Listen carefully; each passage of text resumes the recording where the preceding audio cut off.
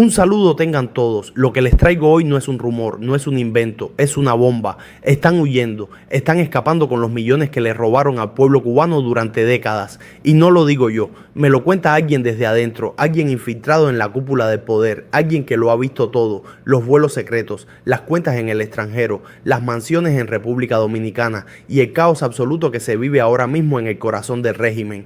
Todo esto me lo ha estado contando en mensajes de texto que ya organicé y que dice así. Acaba de huir el ministro de las Fuerzas Armadas, Álvaro López Miera. Él no cayó en combate, ni murió en cama, ni fue depuesto. Huyó como un ladrón, como una rata. Se fue a escondidas de noche, en un vuelo militar sin luces desde San Antonio de los Baños. Aterrizó en La Romana, República Dominicana, donde ya lo esperaban escoltas privados contratados por su hijo, que lleva meses gestionando su salida. El lugar al que llegó no es un refugio cualquiera, casa de campo, un enclave de lujo con campos de golf, muelle privado y propiedades valoradas en millones.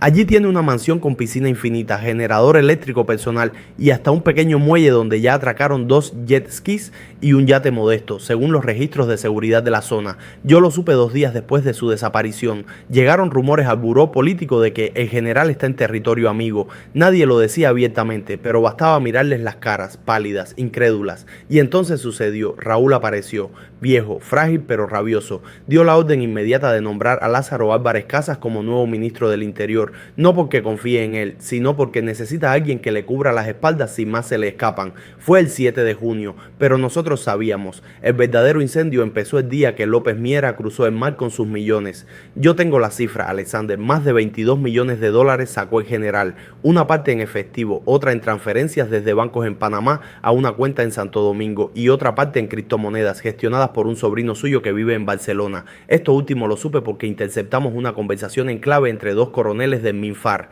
Desde entonces todo es paranoia. Cada ministro está buscando cómo irse. Bruno Rodríguez, el canciller, ya se despidió entre copas de ron de un par de compañeros íntimos. Tiene casas en Ecuador y su hija está tramitando ciudadanía europea. Marino Murillo pidió discreción para usar una ruta médica a Rusia. Raúl no confía en nadie, ya ni duerme en el mismo sitio 2 noches seguidas. Y lo más grotesco, mientras todo esto ocurre, lanzan nuevos mercados en dólares.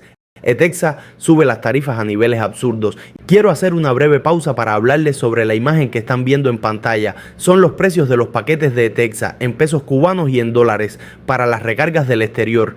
¿Y sabes qué es lo más grotesco? No solo hay que pagar los paquetes en dólares, sino que están cambiando el dólar a 25 pesos cubanos.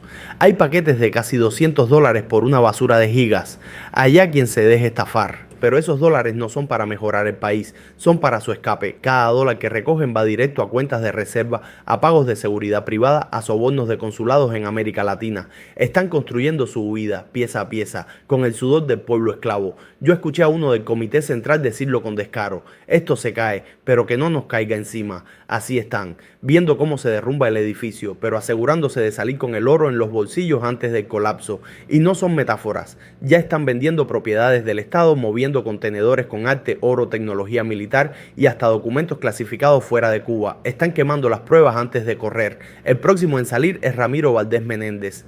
El viejo carnicero de Artemisa, histórico del Moncada, ya no puede ni caminar sin ayuda, pero su mente, esa mente criminal y calculadora, sigue operando como un ajedrecista diabólico. Desde hace meses, su familia viene moviendo hilos silenciosamente. Su nieta, Claudia Valdés, radicada en Suiza, ya le preparó 3 cuentas bancarias, 2 en Ginebra y una en Luxemburgo, donde han ido entrando transferencias pequeñas para no levantar alertas. Según mi fuente en el Banco Financiero Internacional, BFI, Ramiro tiene acumulados más de 34 millones de dólares, incluyendo fondos desviados de contratos de telecomunicaciones con empresas venezolanas y chinas. La estrategia es clara, Ramiro no piensa morir en Cuba. Su plan es salir bajo la excusa de tratamiento médico especializado en Moscú, donde ya tiene coordinado un paso intermedio antes de volar a Europa del Este.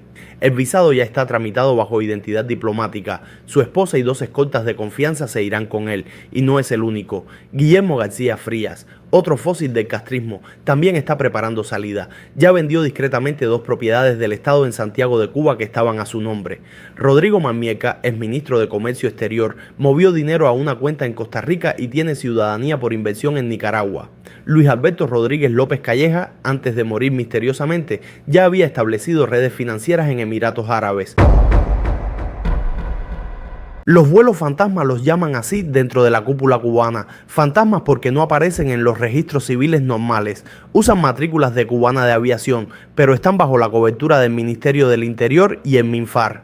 Estos vuelos salen generalmente de madrugada sin anuncio y con plan de vuelo diplomático. No pasan por aduana, no son inspeccionados por personal regular. Un contacto dentro del aeropuerto de San Antonio de los Baños me reveló que el pasado 23 de mayo un Tupolev 204 despegó rumbo a Managua con 4 maletines diplomáticos que contenían más de 8 millones de dólares en efectivo, además de discos duros, teléfonos encriptados y 3 cajas selladas que contenían armamento ligero, fusiles AK-60 y 4 cortos, pistolas Makarov y municiones. ¿Para qué? Según los informes que revisé en una sesión privada de Minint, el dinero es para financiar refugios seguros del régimen en Nicaragua y Venezuela. Ya se están montando propiedades a nombre de testaferros, comprando terrenos agrícolas y edificando casas de lujo para la élite que espera reubicarse en estos países cuando Cuba finalmente colapse. Y lo peor, también se están llevando cuadros intermedios del Partido Comunista, gente de confianza, algunos directores de empresas estatales, especialistas de Gaesa, técnicos de inteligencia electrónica. Todos están siendo colocados en esos países para asegurar la continuidad del modelo desde el exilio.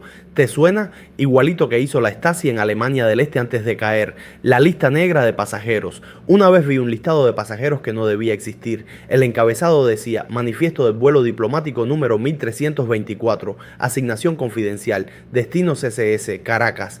Allí estaban los nombres de hijo menor de Ramiro Valdés con 2 maletas grandes, una nieta de Bruno Rodríguez sin cargo oficial, un oficial de alto rango del DTI, Departamento Técnico de Investigaciones, con instrumental especializado, una caja etiquetada de equipo médico, que según el mecánico de pista pesaba más de 70 kilogramos y tenía blindaje interno.